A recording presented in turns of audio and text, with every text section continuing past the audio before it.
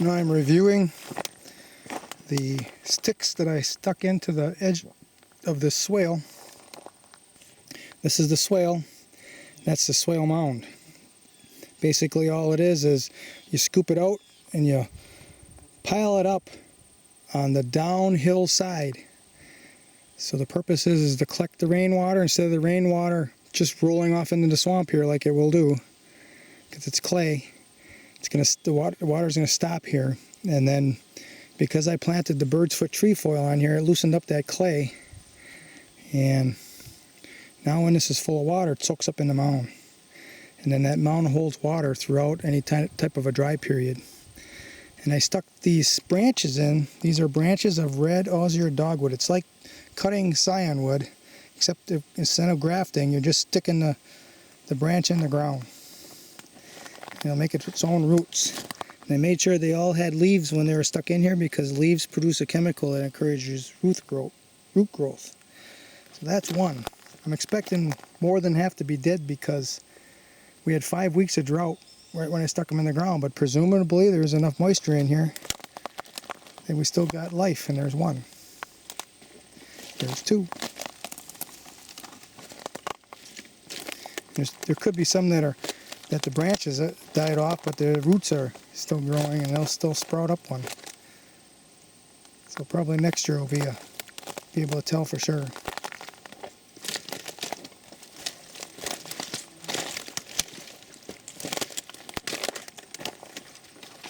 I don't think that's one of mine.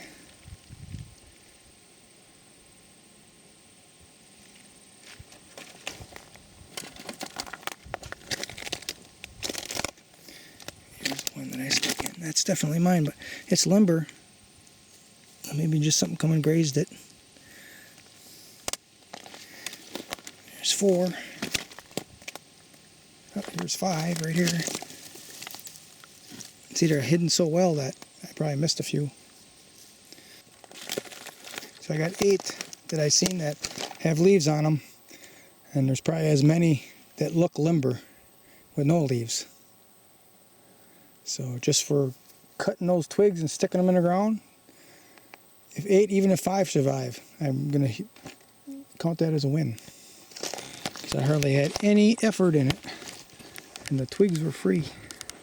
So there's a few things I can do to enhance if I want to put the time in. One is I can get some rooting hormone. Another is I can rough the bark up or put a pierce in the bark at the cut that would encourage root growth. But I'd rather dig the osier dogwood that's growing in the ditch in the front that already has roots, comes out in the muck easy. I'd rather do that than spend a lot of time rooting. So I'll do it again next year, because I've got a nice situation where I cut down a mature dogwood 2 years ago, and now it's sending up a whole bunch of brand new shoots, and those are the ones I want to root. So we'll do it again next year. All right, pretty good. I'm checking on the red osier dogwood that I planted in here that I got from the ditch out in front of the road. So they had established roots. That one looks pretty good. There's one right here it's got some nice leaves there. Very good here.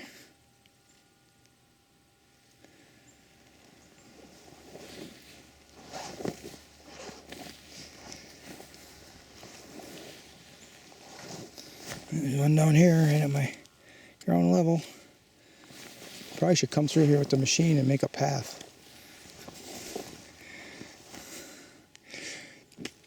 That's nothing I planted, I don't think. No.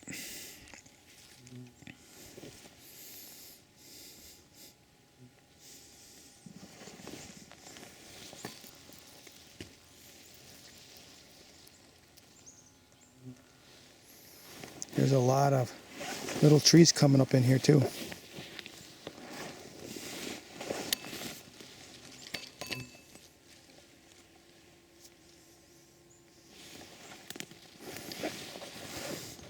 Grape leaves, I think that's a good deer food. Even people can eat those. Maybe not the wild ones, but the ones we domesticated and bred the plant's defenses out of it anyway. Right there.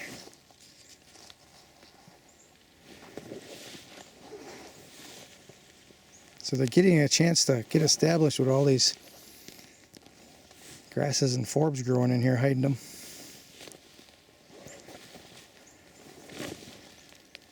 Lots of little grapevines coming up in here. Oh, here's one that looks like it's dead. I might have, no, it's brought one out of the roots right here.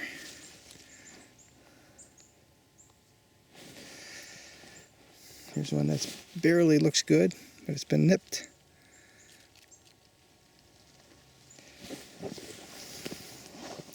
I'm going to do this again next spring.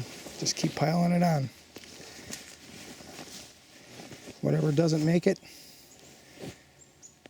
it's not going to make it, and I'll go ahead and replace it with 5 more. Lots of little ash trees. That's good because all these ashes are about to die. The emerald ash borer.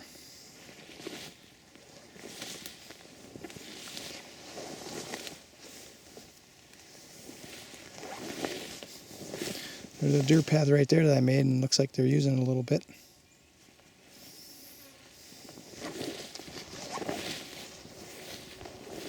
This is the way we want them to go, right here.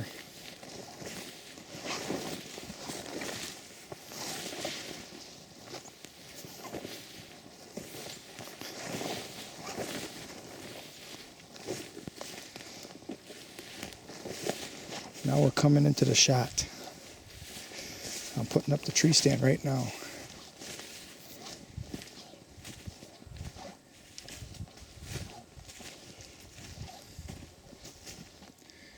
Right here is a 30-yard shot. And that stand is going to be right about there, 10 feet high.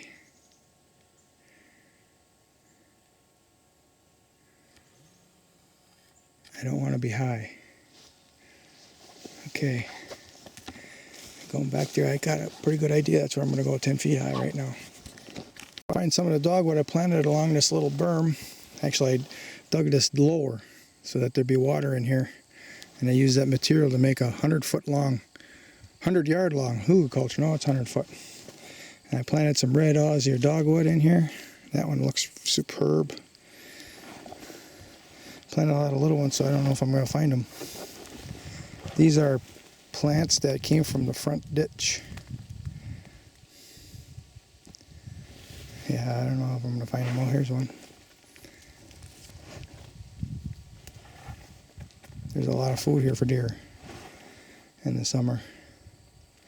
So I'm planting these dogwood because they eat the tops. They'll eat that whole greens. It's brand new growth. They'll eat that all the way down.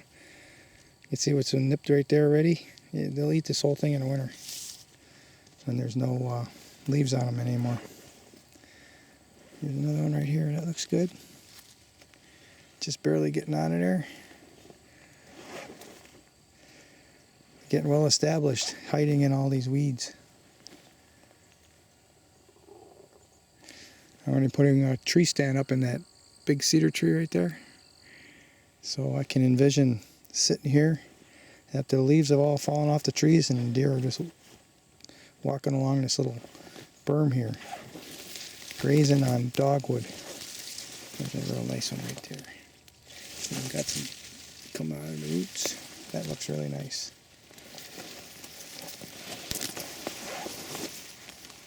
There's another one right here.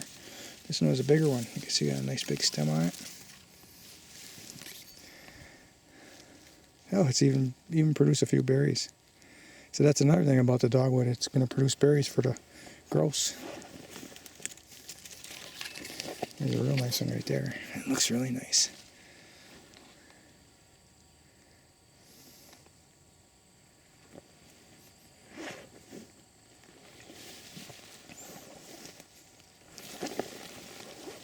I know I planted some in here, but try to find them.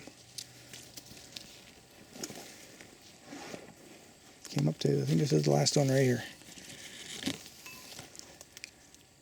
Good. That's a basswood tree that I planted. That's a big leaf linden, and over there I planted a little leaf linden. That's to produce flowers for the pollinators.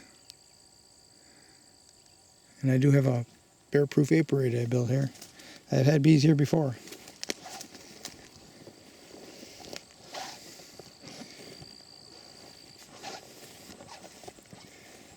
I'm toying with the idea of letting these Phragmites grow. It'd be a heck of a nice screen. There ain't much else growing. Cattails will probably grow in the water. Phragmites around it. Pocket in a pocket. So these are dogwoods that I planted that I rooted. I actually rooted these in my garden at home the year before, and then I planted them. They all had roots. Planted them this year. I'm sure I put some in here, but I don't see any.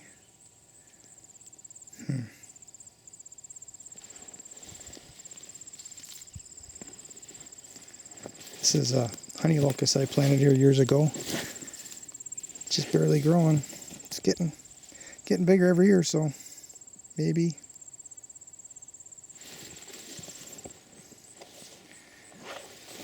Where the heck did all those things go? I thought I planted a whole bunch in here. Maybe I didn't.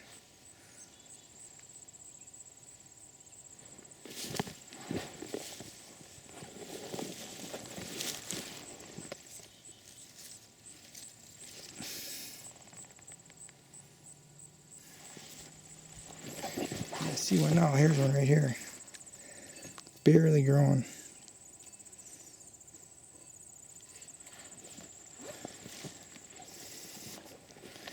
Here's one here.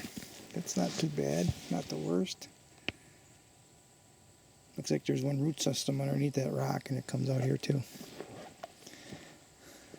So this ain't doing too bad. I should get that rock off up there and put that stem in there.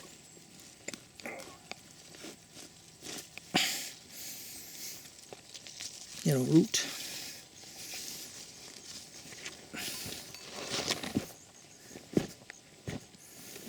There. Good. Might not have had many left, that's why I didn't plant on any over there, because I see them here. Here and here. I got that rooted over there. I don't see any. Oh, well, I got tip layered, so it's coming up here. Maybe, yeah, I think that's it. Yep. This is tip layered.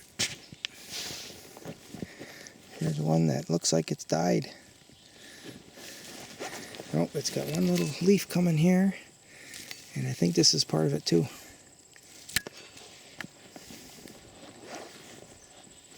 That one's dead there.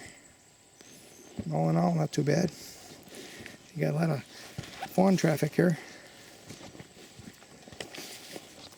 Alright, that's what I'm going to do. I'm going to put that stand up 10 feet. Oh, I missed this one. Right in the path.